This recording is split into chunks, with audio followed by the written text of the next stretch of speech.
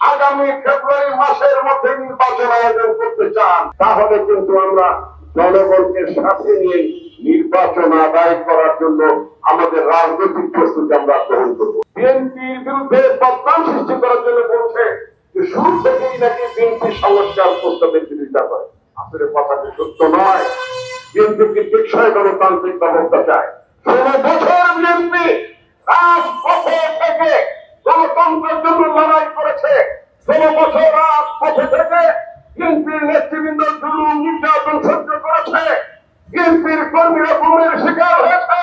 বিএনপির নেতা কর্মীরা শত শত মামলা বহন করে মানবেতর জীবন যাপন করেছে। তৃণমূল পর্যায় থেকে জাতীয় পর্যায় পর্যন্ত যারা জীবনে একটি মামলা উঠায়নি অথবা মাত্র 6-7 দিন বিবির অফিসে যারা গ্রেফতার হয়েছিল তারা মহাবিপ্লবী হয়ে গেছে।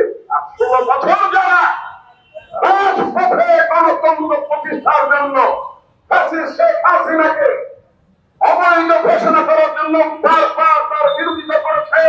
নির্বাচন বর্জনের মধ্য দিয়ে শেখ হাসিনাকে একতরফা নির্বাচন আয়োজনে বাধ্য করেছে। তার মধ্য দিয়ে শেখ হাসিনাকে একটি অনির্বাচিত সরকার হিসেবে প্রতিষ্ঠা করার মহান সংগ্রাম বিএনপি রচনা করেছে।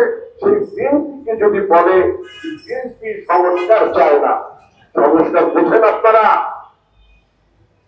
সংস্কার বোঝেন? বিএনপির কাছ থেকে সংস্কারটা শেখেন, কারণ বিএনপি সংস্কার উদ্যোক্তা। তারপরে যদি অন্য কেউ যদি কোনো ভালো প্রস্তাব দেয়, তার দল যদি একজনের দলে হয়, আমরা সেই প্রস্তাব গ্রহণ করবো। এটাই হচ্ছে আমাদের নেতা তারেক রহমানের ভাবনা এবং আমরা সেটাই গ্রহণ করেছি। এই 25 দফা বাংলাদেশের অপরাপর অনেক রাজনৈতিক দল তাদেরকে সাথে নিয়ে আমরা এই 25 দফা তৈরি করেছি। এই 25 দফা শুধুই বিএনপির দফা নয়, এটা বাংলাদেশের অসংখ্য রাজনৈতিক দলের দফা। বন্ধুগণ, আজকে যে কথাটি বলতে চাই সেটা হচ্ছে নির্বাচনের ষড়যন্ত্র হচ্ছে। নির্বাচন যদি ষড়যন্ত্র হয়, নির্বাচন যদি সময় মতো না হয়, তাহলে বাংলাদেশের গণতান্ত্রিক প্রক্রিয়া ভবিষ্যতে ভয়ানক ভাবে হোঁচট খেতে পারে। একটি 1-11 পরিস্থিতি তৈরি হতে পারে।